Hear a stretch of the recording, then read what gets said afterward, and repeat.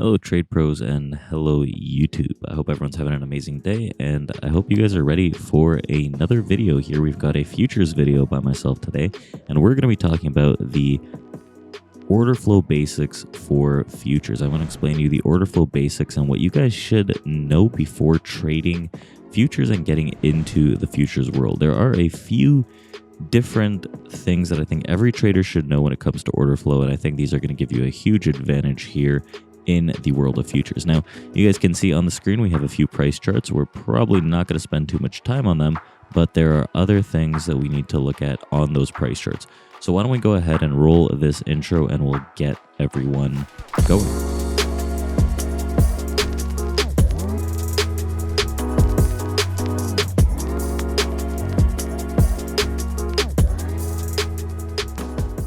So if you guys are new to the channel, please hit that subscribe button, smash that like button, and ring that little bell to notify you when we do go live. I've also mentioned many times that we are going to be dropping a live trading room session on both futures and options once we get to 60,000 subs here on YouTube. And I notice a lot of you guys that watch these videos aren't subscribed yet, so what are you guys waiting for? Hit that subscribe button to help us out, help you out, and provide more educational content just like this. So on the screen here today, we've got a few different setups. Now, this is Sierra Charts, and this is a futures trading platform that a lot of traders do like, other than maybe Quant Data or whatever it may be, Jigsaw. But we're going to focus on Sierra Charts here, and I'm going to show you guys a few different things.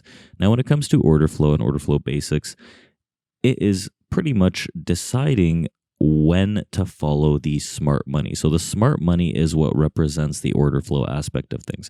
Big, large orders showing interest or coming into the market will tell us that there is so-and-so opportunity.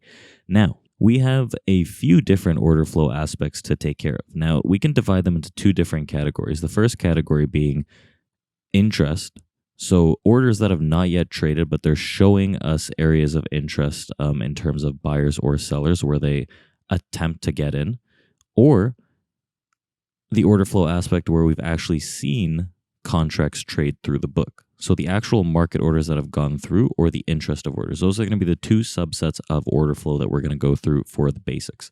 Now, when we divide those further down, the main thing that I like to watch for the actual trades that have gone through, so not the interest, but the trades that have actually hit the book and hit the market, are going to mainly be on this chart right here. Now, this is the footprint chart. If you guys are new to our channel, we have several videos on this. If you guys are not new to our channel, well, we've got, you probably know that we have a lot of videos on this, and this is the inside of a candle, technically. It shows us where there's big buyers and big sellers that are stepping into a certain area. Now, with order flow, I do like to mash up levels of already traded areas, meaning that I could either use delta or volume profile to identify where those large areas are to begin with, and then use something like this, like the footprint, to tell me if I should be getting in based on market orders that are actually coming in the book. Now, before we dive into those two aspects a little further, I want to show you guys interest. Interest comes from the DOM, right? Interest comes from the actual DOM that we have, and the DOM is the depth of market. So if I pull up the DOM, it looks something like this. We've got both the sell side here and the buy side here, and you can see all the orders that are coming in. They're hanging out and they're waiting at certain areas, right? They're above and below. So this shows you trades that have not yet gone through, but there's a lot of interest in them to trade at certain levels.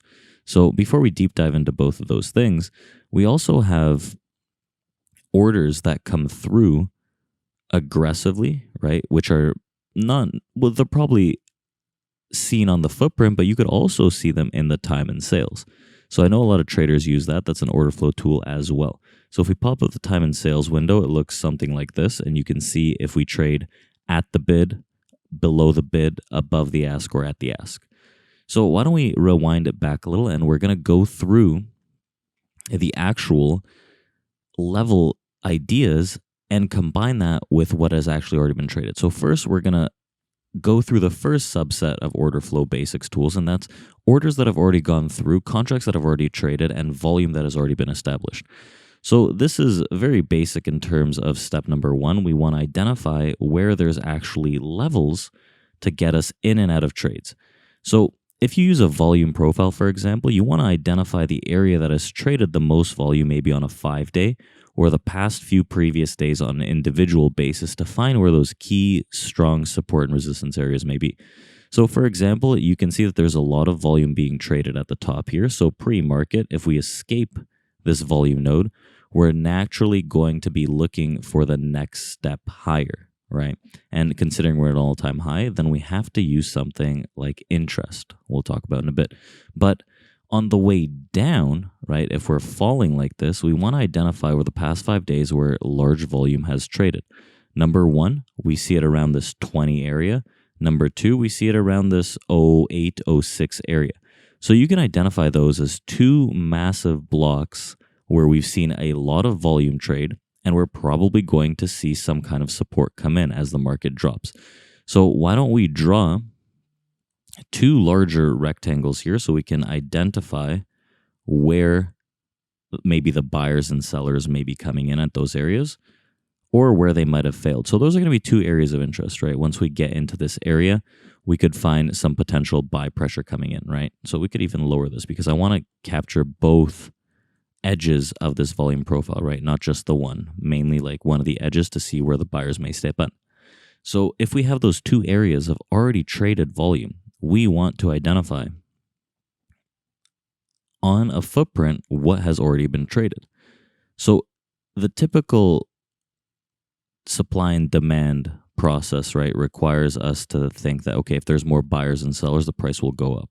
So if we look at both of those two levels, just on a footprint basis, after we have identified where those buyers may come in, then we can find that potential support resistance area. So if we're coming into this and we're looking at it, it was around like the 18-20 area, and it is right about here. So you can see prices just dropping. And what do you notice on the footprint? You're just seeing sell, big sell, big sell, big sell, big sell, big sell. Then all of a sudden, huge sell wave. And keep in mind, the objective of these sellers is to continuously push price lower. Once those sellers get erased, then you're going to see some kind of pickup. Not until about here is when we see kind of stagnation and some buy pressure come in for that little pop. Right? Is it necessarily that much buy pressure? No, not really. So maybe it could have shied some traders away, and rightfully so, because we continue to drop. Now, if you noticed, based on these two volume notches, which one's a lot larger, it's the one down below around the 06 area. So that's the area that we're going to be interested in based on those 5 days, right? So if we zoom back down and we start to see, okay, well, now there's buy pressure that pushes it up, nice buy imbalances here, nice buy imbalances here, and all of a sudden you're seeing these green extended candles with big buy imbalances, right at the area of interest. So the thought process is you want to find an area where a lot of buyers have stepped in at market, because that's what the footprint represents, and look for an area to get in with those buyers, because they're going to defend it each time price jumps lower. Right? So as long as all these buyers stay stagnant and these sellers can no longer push it down, you're looking for longs into 06, 07 with the stops below, right? So yeah, there's a lot of rotation, and finally we get that burst to the upside. So in a basics level, you want to understand, number one, the volume profile, number two, the footprint when you're trading futures, right? This is an overview, very generalized educational aspect of this, but those are two main things in the subset of actual trades through the book. So the other aspect is intention, right? Buyer or seller intention. That comes from the DOM.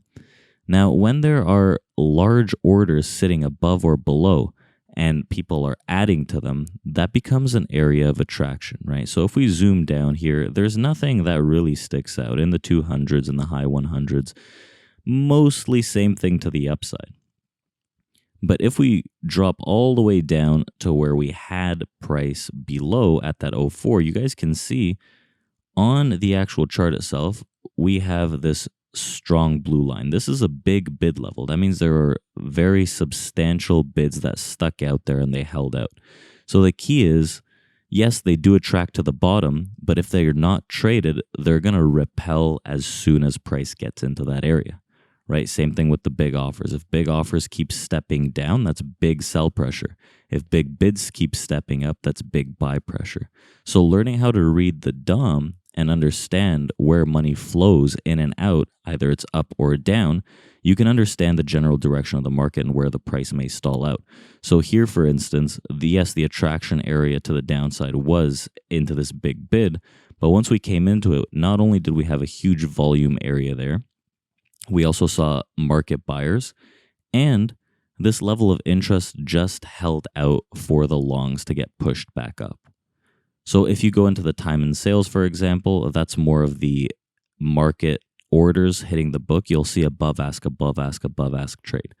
So what you want to identify through this is being able to learn where the interest is based on the DOM, right? Who is adding, who is pulling, and where they're adding and pulling into, right? Who is supporting, who is resisting. So if bids hold support and price can't trade through them, we're probably going to see that turnaround back to the upside.